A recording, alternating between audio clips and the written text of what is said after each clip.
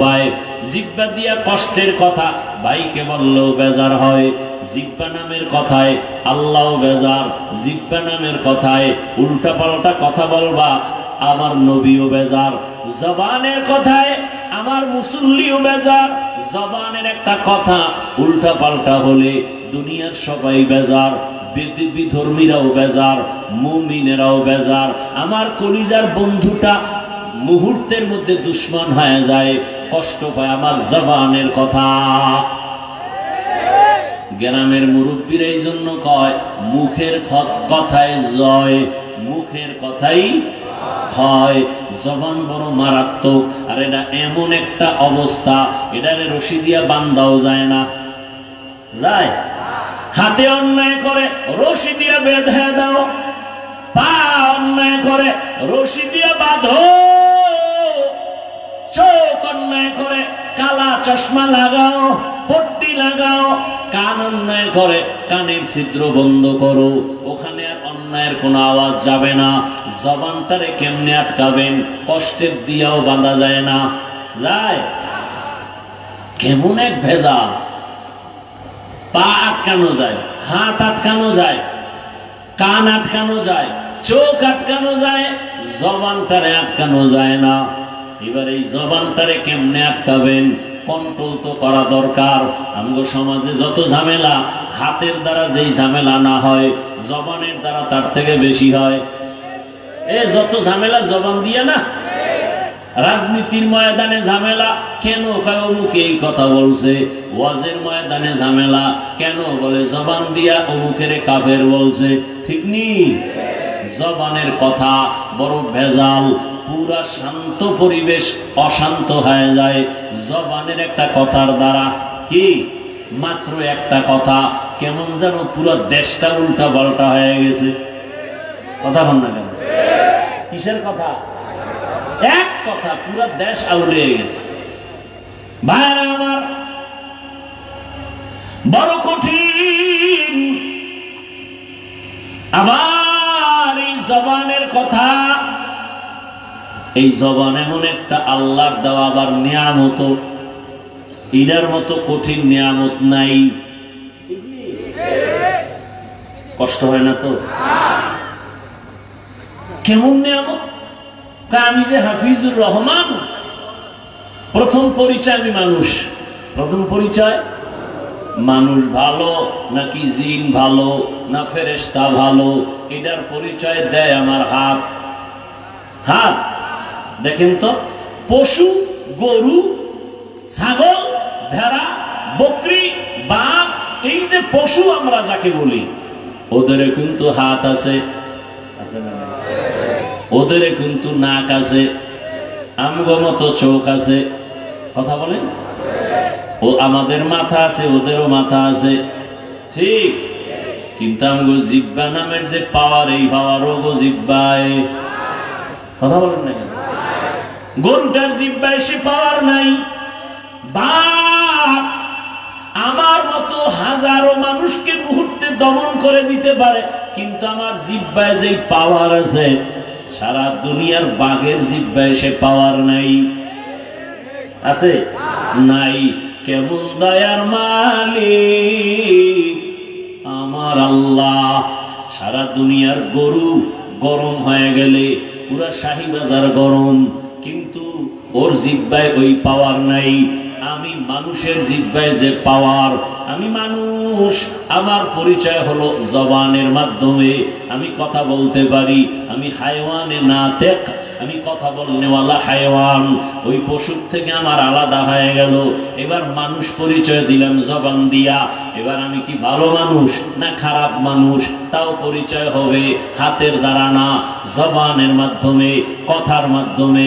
আমার কথার দ্বারা প্রমাণ হবে আমি হিন্দু না, বৌদ্ধ না, খ্রিস্টান না, ইহুদি না, আমি যে মুসলমান। পরিচয় হবে আমার জবান। লা ইলাহা ইল্লাল্লাহ, লা ইলাহা ইল্লাল্লাহ। মহব্বতে লা ইলাহা ইল্লাল্লাহ, লা ইলাহা ইল্লাল্লাহ, লা ইলাহা ইল্লাল্লাহ লা ইলাহা ইল্লাল্লাহ লা ইলাহা ইল্লাল্লাহ লা ইলাহা ইল্লাল্লাহ লা ইলাহা ইল্লাল্লাহ লা ইলাহা ইল্লাল্লাহ লা ইলাহা ইল্লাল্লাহ। পরিচয় হলো আমি কি? কালেমার দ্বারা কি পরিচয় হলো? আমি একজন মুসলমান। আমার পরিচয় হলো জবানের দ্বারা পরিচয় দিলাম আমি মুসলমান। ঈমানের প্রথম সিঁড়ি হলো ইকরার বিল লিসান। জবানে স্বীকার করো, কালেমা পড়ো, তাহলে প্রমাণ হবে তুমি আমি কি? মুসলমান। এবার মুসলমানের মধ্যে আমি আলেম নাকি আমি গায়রে আলেম, আমি কি শিক্ষিত আমি কি অশিক্ষিত, প্রথম পরিচয় হবে আমার জবানের কথার মাধ্যমে, ঠিক নেই? এরপরে আলেম পরিচয় হলো, এরপরে আমি ভালো আলেম না খারাপ আলেম, আমার কথার মাধুর্যতায় পরিচয় দিবে আমি সন্তান ভদ্র নাকি অভদ্র, আমি সভ্য নাকি অসভ্য, আমি সুন্দর নাকি অসুন্দর, আমার আখলাক কেমন, আমার আমল কেমন, আমার কথার দ্বারা প্রথম পরিচয় হবে, ঠিক কিনা? তাহলে জবান কত বড় নেয়ামত। আসেন আরো একটু বুঝাবার চেষ্টা করি। দুনিয়াতে আসার পরে এই যে মাউত সামনে নিয়ে কথা বলি, বিদ্যুতের বাতি জ্বলে, আমার কথাগুলো টেনে টেনে হর্ন আমার কথা দূরে সরায়, এই মাইক বন্ধ হয়ে যাবে, লাইট বন্ধ হয়ে যাবে, ইউনিট নষ্ট হয়ে যাবে, ইউনিট মাইক নষ্ট হয়ে যাবে, পুরান হয়ে যাবে, অকেজো হয়ে যাবে, পার্টস নষ্ট, ফেলে দেওয়া হবে। এরপরও সচল থাকলেও সারা রাত মাইক চালানো যাবে না, আবার চালাইতে গেলে ফ্যানের বাতাস দিয়া ঠান্ডা করো, না হয় মেশিন গরম হয়ে গেলে তার মার ঘুরে যাবে, আওয়াজ আর চলবে না। কিন্তু তাকায় দেখো হে মুমিন, এই দুনিয়াতে আসার পরে জিহ্বা নাড়াইয়া কত হাজার কোটি কথা সাপ্লাই দিলাম, কি কত হাজার কোটি কোটি কথা সাপ্লাই হলো এই জিহ্বার দ্বারা। ভালো করে বুঝো, এই জবানের দ্বারা এত কথা সাপ্লাই হলো। একবারের জন্য আমার গাল ব্যথা করে, ঠোঁট ব্যথা করে, মাথা ব্যথা করে, জিহ্বা নামের এই অস্ত্রটা কখনো ব্যথা করে না। এরে আল্লাহর বান্দা, আমি গাড়ি চালাই, আমার গাড়ি এখান থেকে টেনে দেশের আর এক প্রান্তে আমাকে নিয়ে যায়, এত যে দৌড়াই, গাড়িটার চাক্কা চলে, ওই গাড়ি চালানোর জন্য একটা ইঞ্জিন আছে না নাই? এই গাড়ি কি ইঞ্জিন ছাড়া চলে? একটা ইঞ্জিন আছে, তবে ইঞ্জিনটাও এমনি চলে না, এটারে তেল দেওয়া লাগে, শেষ হয়ে গেলে আবার তেল, শেষ হয়ে গেলে আবার অকটেন, আবার পেট্রোল, আবার ডিজেল, না হয় আবার গ্যাস ঢুকাও। আল্লাহ যে আমার এই জিহ্বা নামের একটা মেশিন দান করেছেন, এই জিহ্বা নাড়াইয়া নাড়াইয়া আমি আমার হাত দিয়া মায়ের যত কাজ করি, এই খেয়াল করেন, আমি আমার হাতের দ্বারা মা বাবার যত কাজ করে দেই, মা বাবা ওই পরিমাণ খুশি না। জিহ্বা দিয়া আম্মু বইলা ডাক দিলে মা যেই পরিমাণ খুশি।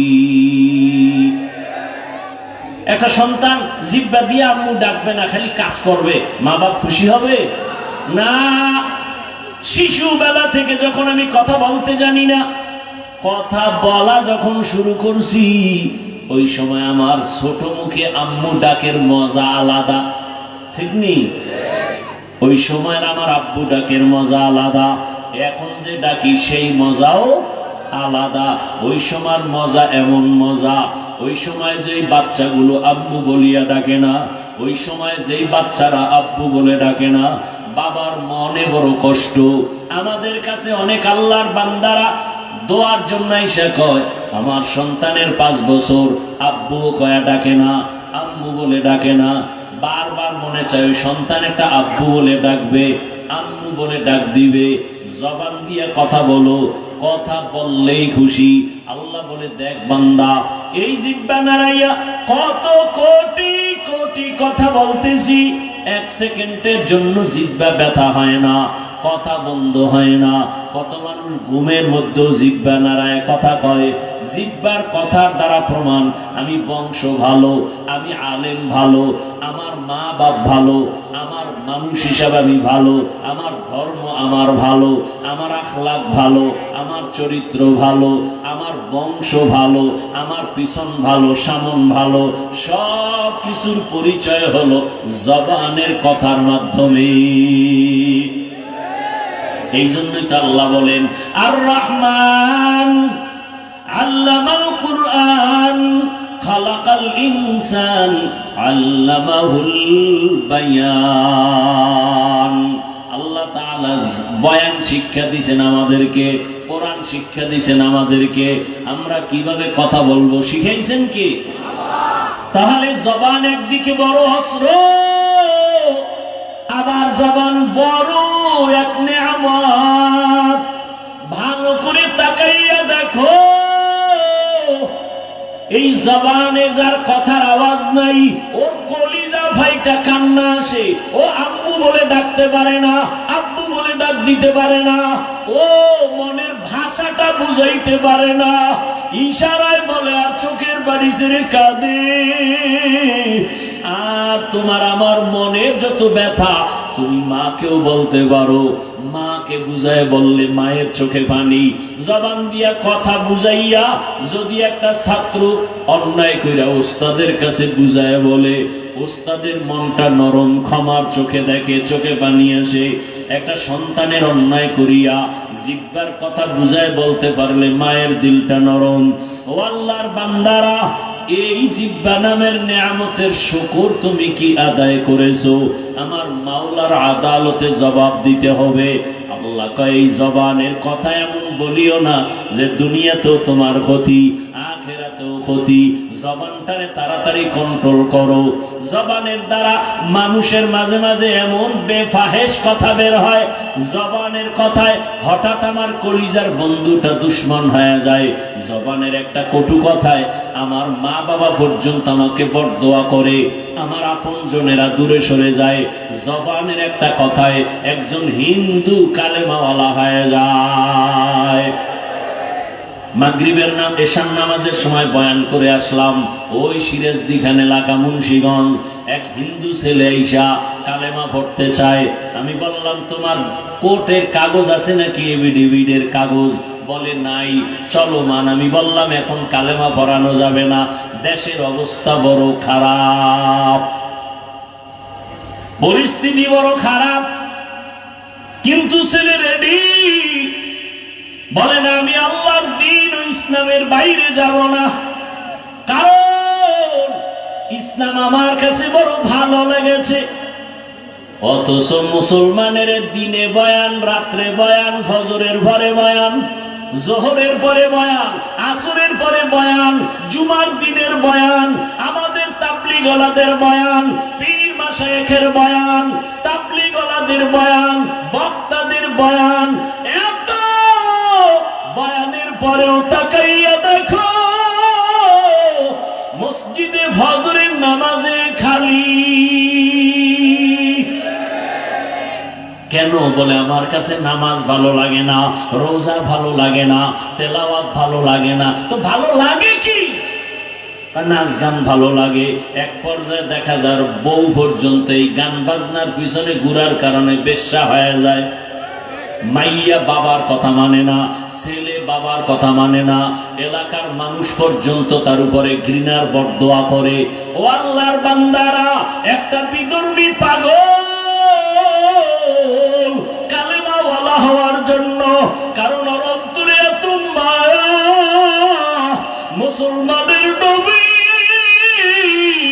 রহমতের নবী, বড় দয়ার নবী, বড় মায়ার নবী, ওই হিন্দু ছেলেটার দিলের মধ্যে এমন আঘাত করেছে। ওলামায়ে কেরামের বয়ান ওর সিনায় আঘাত করে, খ্রিস্টানের সিনায় আঘাত লেগে গেছে, কলেজের ছেলের সিনায় আঘাত, স্কুলে পড়ে কলবে আঘাত, বলেন আর নামাজ ছাড়বো না, আর বেপরদায় চলবো না। অথচ কিছু মুসলমানের এমন হালাত, আল্লাহ জানে, নবীও চিনে, কোরআনও বুঝে, এরপরও হুজুরের গালি দেয়, নামাজও পড়ে না, রোজাও রাখে না, অন্যে নামাজ পড়ে তাও ভাল লাগে না, অন্যে দাড়ি রেখে তাও পছন্দ করে না, অন্যে পর্দা করে তাও পছন্দ করে না, নিজে এক টাকার সহযোগিতাও মাদ্রাসা মসজিদে করে না, বরং বারবার ভেজাল লাগায়, মুসলমানের বদনাম সারা জায়গায় ছড়ায়, আর কয় ইসলাম মানতে চাই না, আমাদের ইসলাম মানার দরকার নাই, কোরআন পড়ানোর দরকার নাই, বয়ান করার দরকার নাই। আছে না নাই? কত বড় নিকৃষ্ট কপাল পোড়া!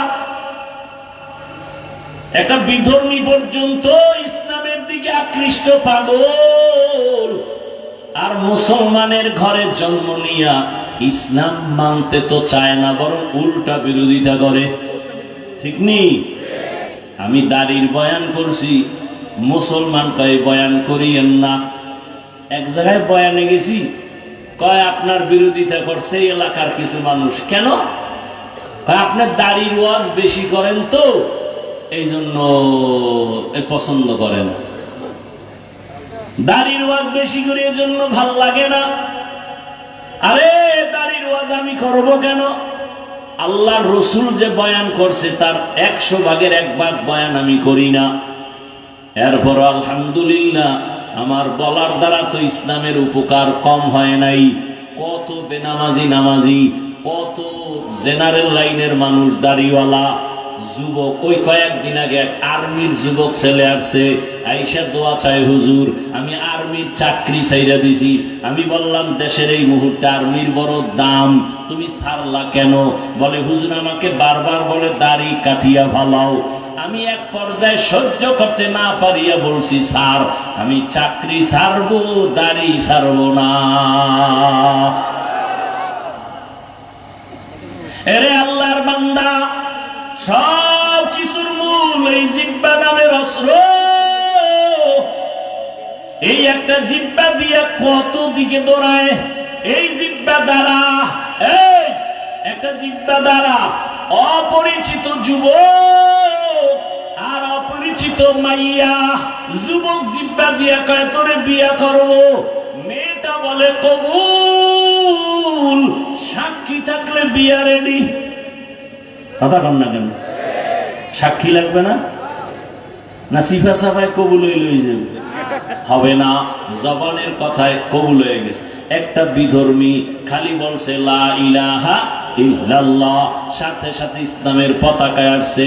আবার ইসলামী এক ব্যক্তি জবান দিয়া বলে আমি ইসলাম মানি না, সাথে সাথে বেঈমান।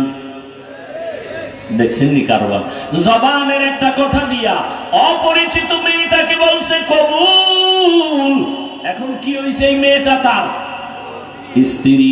আবার একদিন ঝগড়া লাইগা ডাক দিয়ে ওই একই জিহ্বা দিয়ে কয় তালাক, শেষ। হ্যাঁ, এই একই জিহ্বার কথা বিচারক আদালতে বৈশা আসামিকে যদি জিহ্বা নাড়ায় কয় ডান দিকে দৌড়াইয়া যা, তার মানে তুই বেকসুর মুক্তি পেয়েছো। সবাই ফুলের মালা দেয়।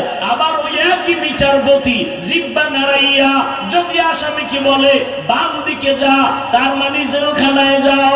একই জিহ্বার আওয়াজ, কারো মুক্তি, কারো জেলখানায় চলে যায়। একই জিহ্বার আওয়াজ। আমার এক কথায় বউ তালাক, আবার এক কথায় অপরিচিত মাইয়া স্ত্রী হয়ে যায়। আমার এক কথায় বেঈমান থেকে মুমিন, আবার জবানের একটা কথায় মুমিন থেকে বেঈমান। বুঝেননি কথা? তাহলে জিহ্বার পাওয়ার কেমন? কত পাওয়ার ওয়ালা এই জিহ্বা। ভাইরা আমার, এই জবানের তেলাওয়াত এত আকর্ষণীয়, মজার তেলাওয়াত। জিহ্বা দিয়া যত সুন্দর করে তেলাওয়াত করে, মানুষের দিল চুম্বকের মতো টানে। আবার এই জিহ্বা নাড়ায় কতজনে গান গায়, মানুষ বিরক্ত বোধ করে, খারাপ জানে। এই জবান দিয়া প্রশংসা করে, এই জবান দিয়া বদনাম করে। ঠিক নেই? একই জিহ্বার কত কাম। আল্লাহ কয় ভালোটা যদি ধইরা রাখতে চাও জবানটারে কন্ট্রোল করো। ভালো মানুষের পরিচয় দিতে হলে জবান কন্ট্রোল করো। ঈমানের পরিচয় দিতে চাইলে জবানটারে কন্ট্রোল করো। জবানটারে কেমনে কন্ট্রোল করি? হাতের তো বান্দা যায়, চোখ আটকানো যায়, জিহ্বা আটকানো যায় না, এটা রশি দিয়া বাঁধাও যায় না, কষ্টেপ লাগানো যায় না, সুপার গুলো লাগানো যায় না। আল্লাহ কয় এটাকে আটকানোর একটা মেডিসিন আমি মাওলার কাছে আছে, আমি তোরে মেডিসিনটা দিলাম। ওই মেডিসিনের নাম হলো তাকওয়া। হরকে দারত খৌফে হকদার দিল মদাম জন্নতুল মাওয়া দেহদ রামকাম জুজবা হকচি জে মখাজ ইনসুজা ফজলে উ আমস্তে দরজুম লা জাহা। ভাইরা আমার, আল্লাহ তাআলা বলেন এই জিহ্বা কন্ট্রোল করার একমাত্র মেডিসিনের নাম তাকওয়া। এজন্য আয়াতের শুরুতে আল্লাহ বলেন জবানকে কন্ট্রোলের আগে বলে আমি আল্লাহকে ভয় কর। আল্লাহকে ভয় করার নাম তাকওয়া। এখানে যদি আমি আপনাদের প্রশ্ন করি আপনারা কারা কারা আল্লাহকে ভয় করেন, আমি প্রশ্ন করলে সবাই হাত উঠায় বলবে হুজুরদের থেকে বেশি আমরা ভয় করি। অথচ ফজর পড়ে নাই, জোহর পড়ে নাই, আসর পড়ে নাই, মাগরিব পড়ে নাই, এশার নামাজও পড়ে নাই। মোনাজাতের পরে গিয়া মোবাইল চালাবে, দরজা লাগাইয়া মোবাইল হাতে নিয়া চোখের জেনা, অন্তরের জেনা, জবানের জেনা, হাতের জেনা, সারা রাত মোবাইল হাতে নিয়ে গুনা গুনা গুনা, ফজরও পড়ার খবর থাকবে না। সেও বলে আমি আল্লাহকে ভয় করি। আবার একদল নামাজ পড়ে সুদ খায়, সেও বলে আল্লাহকে ভয় করি। আর একদল গরিবের উপরে জুলুম করে, সেও বলে আমি আল্লাহকে ভয় করি। আর একজনে বেপরদায় আড্ডা দেয়, সেও বলে আমি আল্লাহকে ভয় করি। আমি নামাজ পড়ি, পর্দা করি, হালাল খাই, আমিও বলি আমি আল্লাহকে ভয় করি। দুই ভয় কি সমান? আসলে তুমি ভয় কি জিনিস বুঝো না। শুনো, আমি সব জায়গায় উদাহরণ দেই। ও পর্দার আড়ালের মা বোনেরা, ও যুবক, ও বৃদ্ধ বাবাজি, কান লাগাইয়া শুনো। একটা সন্তান মা বাবাকে ভয় করে, বলে তার প্রমাণ কি?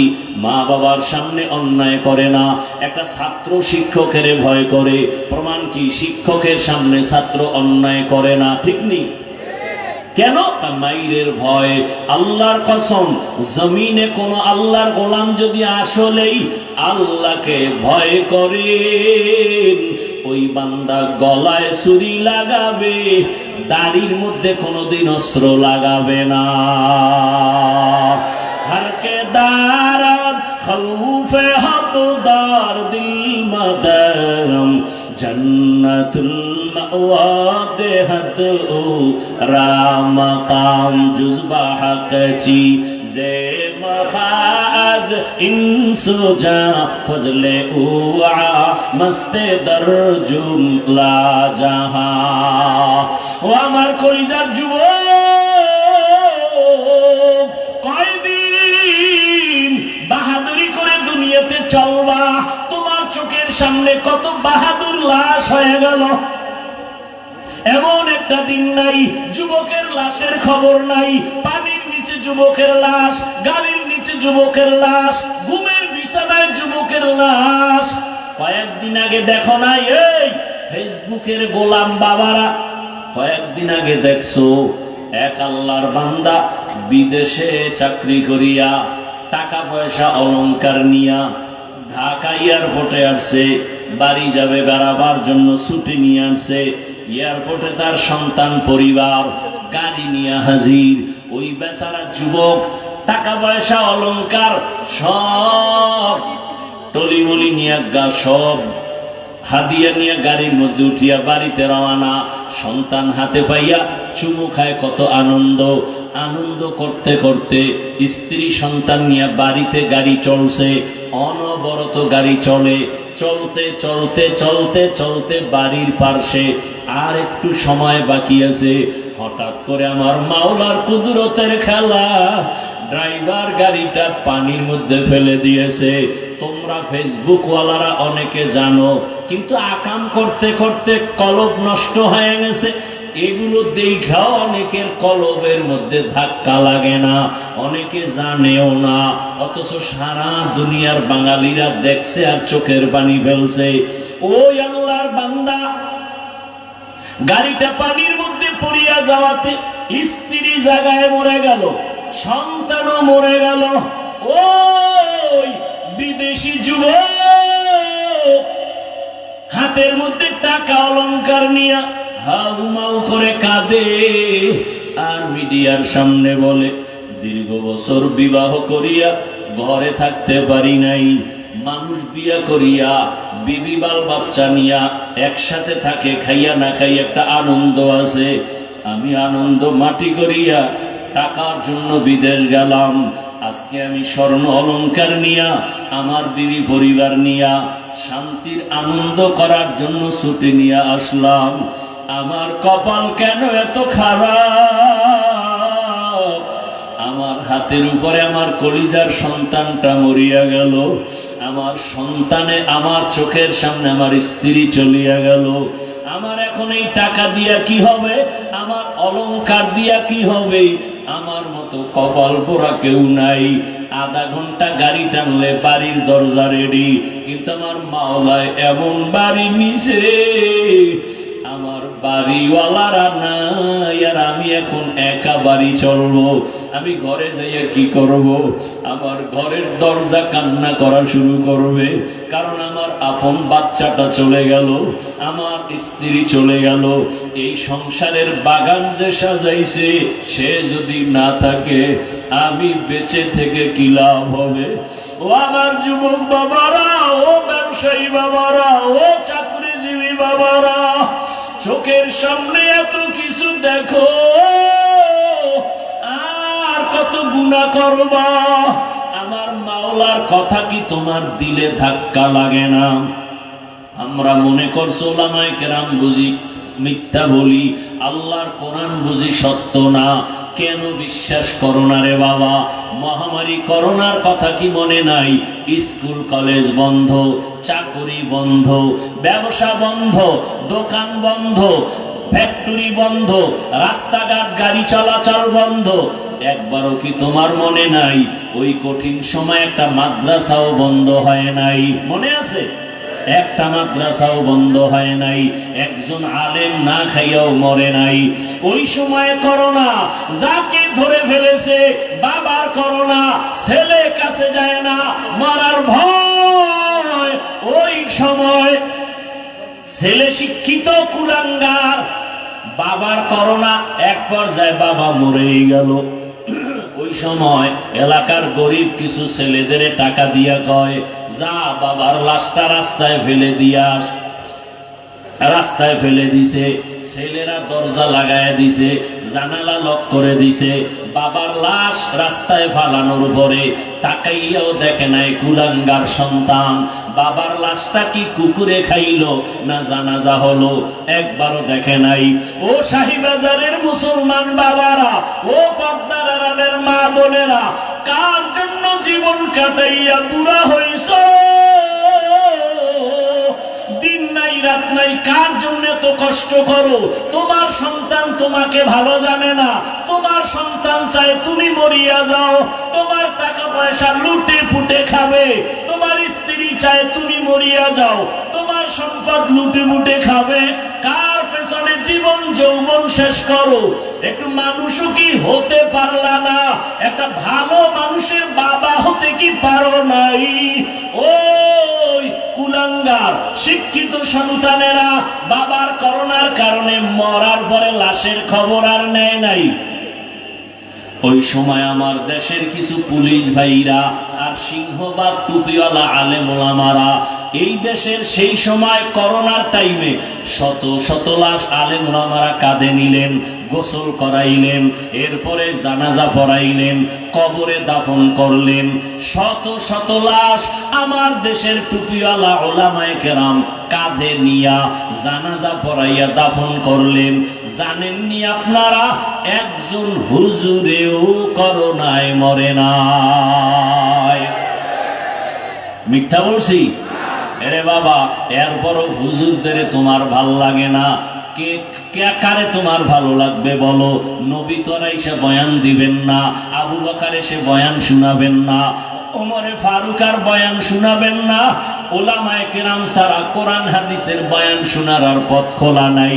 সেই আলেমদের বয়ান শুনিয়াও যাদের অন্তর সোজা হবে না, তোমার কপাল বুঝি পুড়িয়া গেল। এরে আল্লাহর বান্দারা, ভালো করিয়া বুঝো। এই আমি প্রায় মাহফিলে বলি, সরকারি যারা চাকরি করেন, বেসরকারি যারা চাকরি করেন, আপনাদের ডিউটি কত ঘন্টা জানেননি? কয় ঘন্টা? এই মনে হয় কিছু জানে না, সব বুজুর্গ হয়ে গেছে। সরকারি বেসরকারি চাকরি যারা করে 8 ঘন্টা ডিউটি। নিম্নে বেতন কত? ধরে নেন 17-15,000, 20,000। 8 ঘন্টা ডিউটি, 15 থেকে 20,000 টাকা বেতন। আবার টেবিলের নিচে কত মুক্তা পাওয়া যায়? কথা বলেন না কেন? টেবিলের নিচে কত মুক্তা? 8 ঘন্টা ডিউটি, আবার বেতন নিম্নে 20,000, আবার টেবিলের নিচে কত হারাম শুকর। এবার আমাকে আপনারা জবাব দেন, আপনাদের আশেপাশের মসজিদে ইমাম সাহেবরা কয় ঘন্টা ডিউটি করে? বলেন না কেন? এটা বলতে কষ্ট লাগে না? জানেন না ইমাম সাহেবরা মসজিদে কত ঘন্টা ডিউটি করে? রিমান্ডের মতো রাখে। বলেন এর মতো টাইম আছে গার্মেন্টসে না? হ্যাঁ, দুনিয়ার সব ওভার টাইম করে। ইমামের 24 ঘন্টা। আল্লাহর ওলি যারা, যাদের বয়ানে দিল নরম হয়, চোখে পানি আসে, আমল বেড়ে যায়, এমন আল্লাহওয়ালাদের কাছে যাও, দেখবা তোমার দিল সোজা হয়ে যাবে। আল্লাহর মোহাব্বত ওয়ালা বান্দাদের চিল্লায় বলবে, আমার আম্মু বলিয়া ডাক দিবে কে? আমি তো আর আম্মু ডাক শুনবো না। বাবা টেলিফোন করবে, ইমাম সাহেব আমার সন্তান বেঁচে নাই, জানাজা না পড়া যাবেন না। একদলকে বলবে তাড়াতাড়ি যা দোকান থেকে কাপড় নিয়ে আসো, আর একদলকে বলবে বাঁশবাগানে যাও কবর খনন করো, কাউকে বলবে গরম পানি কর গোসল দেওয়ার জন্য। ওই যে উত্তরায় মাইলস্টোন স্কুলে বিমান দুর্ঘটনা, কত বাচ্চা চলিয়া গেল, আগুনে পুড়িয়া গেল। আমার জুমার মসজিদের এক মুসল্লি সেদিন দেখা, আমি বললাম ভাই, তার একটা মেয়ে বাচ্চা ওই কলেজ স্কুলে পড়ে, দুপুর বেলা মা আনার জন্য গেল, বাচ্চা অন্য দরজা দিয়া রাস্তায় এসে দাঁড়ানো, মা আর এক গেট দিয়ে ভিতরে গিয়া আটকে গেছে, আর আসতে পারে নাই। বিমানের আগুনে ঝলসে সে জায়গায় মারা গেল। ওই বাচ্চা বারবার বলে, ওই বাবা আমার আপন বন্ধুকে বললাম, ভাইজান আপনার ছেলে মেয়ের খবর কি? ওর মা তো দুনিয়ায় নাই। লোকটা কিংকিত কর্তব্য বিমূঢ় হইয়া চোখের কোঠায় পানি, বলে হুজুর কি বলবো? বাচ্চাগুলো আমারে দেখে, কিন্তু ওই বাচ্চা ছোট মেয়েটা যে স্কুলে পড়তো, ও বারবার বলে আমি আম্মু বলে কারে ডাক দিব? আমারে আম্মুর আদর কে দিবে? আরে আমি তো বুঝতেছি ওরা টাকা দেই, খানা দেই, পোশাক দেই, যা কিছু দেই না কেন, ওই বাচ্চাদের মনের মধ্যে একটা জ্বলন জ্বলতে আছে। ওদের কেমন যেন কিসের অভাব, টাকাও দেই, খানাও দেই, কিন্তু ওই বাচ্চাগুলো এতিমের মতো ডানে একবার তাকায়, বামে তাকায়, বলতে পারে না ওরা বা দেখি আমার সব আছে কিন্তু মা নাই। আমার মায়ের আদর থেকে আমরা বঞ্চিত। আরে একটা মা সন্তানের যে কত আপন। ও টাকাওয়ালা বাবারা, ও বৃদ্ধ বাবাজিরা, ও ব্যবসায়ী বাবারা, আজকে তুমি দেশের গ্রামের বাড়ি ছাড়িয়া ঢাকার শহরে চাকরি করো, ব্যবসা করো, তোমার মায়ের খবর জানো, এক রাতও মোবাইল না করিয়া ঘুমাইতে পারে না। রাত্র যতটাই হোক না কেন বারবার মোবাইল করে, বাবা কেমন আছো, কখন ঘুমাইবা, খানা খাইবা। ওই মা বাবার চোখের পানি, আজকে তুমি টাকার মালিক, বাড়ির মালিক, গাড়ির মালিক, ওই মা বাবার চোখের পানি আর দোয়া ছাড়া আমি চেয়ারে বসতে পারি না রে বাবা। বাড়ির মধ্যে মা কত মেহমান খানা খাওয়ায়, গোশত পাকায়, কিন্তু মা নিজে খায় না। আমার সন্তান একটা আমার কিনারায় নাই। ও আল্লাহর বান্দারা, এই ময়দানে কারা জানি মা হারায় ফেলছো, কে জানো বাবারে হারায় ফেলছো। ওরে আল্লাহর বান্দারা, যার বাবা নাই তার দোয়ার দরওয়াজা একটা বন্ধ, যার মা নাই তার দোয়ার দরওয়াজা দুটোটা বন্ধ হয়ে গেছে। আর যার মা বাবা এখনো আছে, মোনাজাতের পরে বাসায় গিয়া দেখবা মা ঘুমায় না, বাবাও ঘুমায় না, সন্তানের অপেক্ষায় বারবার বলে বাবা আয়, তাড়াতাড়ি আয়, খানাও খাই নাই তুমি আসবা বলিয়া।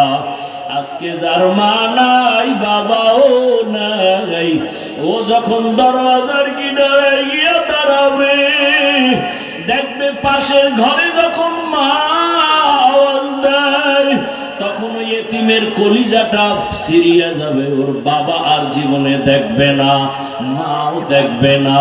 ও আমার কলিজার বাবারা, ও ছাত্র ভাই, স্কুলে পড়ো, কলেজে পড়ো, চাকরি করো, ব্যবসা করো, ওরে আমি তোমাকে বলবো, ওই মা বাবার দোয়া ছাড়া জীবন সফল হবে না। ওই মা বাবার চেহারাটাও কি মনে পড়ে না? ওই মা বাবারে যারা কষ্ট দিয়ে কাঁদাইছো, ওরে আল্লাহর বান্দারা, এখনো সময় আছে, দোয়া চাও। ওই মা বাবার চোখের পানি ছাড়া তোমার জীবনের তালা খুলবে না। ও যুবক, ওই মা বাবার সাথে বেয়াদবি করিও না। যদি কোনো অন্যায় করিয়া থাকো, আল্লাহর কাছে ক্ষমা চাও, দুই ফোঁটা চোখের পানি ছেড়ে কাঁদো। তোমার মতো কত যুবক তাকায় দেখো, স্কুলে কলেজে পড়িয়াও নামাজ ছাড়ে না। তুমি নিজেরে জিজ্ঞাসা করো, তুমি কেন পারো না? তোমার মতো সন্তান রাস্তায় গাড়ি চালায়, নামাজ ছাড়ে না, বলো বাবা তুমি কেন নামাজ পড়তে পারো না? তোমার মতো কত যুবক র্যাব, আর্মি, পুলিশ, বিডিআর এর চাকরি করে, ডাক্তার, প্রফেসর, ইঞ্জিনিয়ার, পাঁচ বেলার নামাজ পড়ে, ও বাবা গাড়ি চালায়, ড্রাইভার, নামাজ পড়ে, বলো তুমি কেন পারো না? ও ব্যবসায়ী বাবারা, আপনার মতো কত ব্যবসায়ী পাঁচ ওয়াক্ত নামাজ পড়ে, আপনি কেন পারবেন না? ও চাকরিজীবী বাবারা, আপনার মতো কত চাকরিজীবী চাকরিও করে, নামাজ পড়ে, আপনি কেন পারবেন না? ও পর্দার আড়ালের মা বোনেরা, আপনার মতো কত মা কত বোন এখনো আছে, পর্দা করে, নামাজ পড়ে, স্বামীর মাল হেফাজত করে, মোবাইলে সময় নষ্ট করে না, একটা সন্তানকে আদর্শওয়ালা বানানোর মেহনত করে। ও আম্মা জানেরা, বোনেরা, আপনারা কি পারেন না সন্তানটাকে আদর্শওয়ালা বানানোর মেহনত করবেন? পাঁচ ওয়াক্ত নামাজ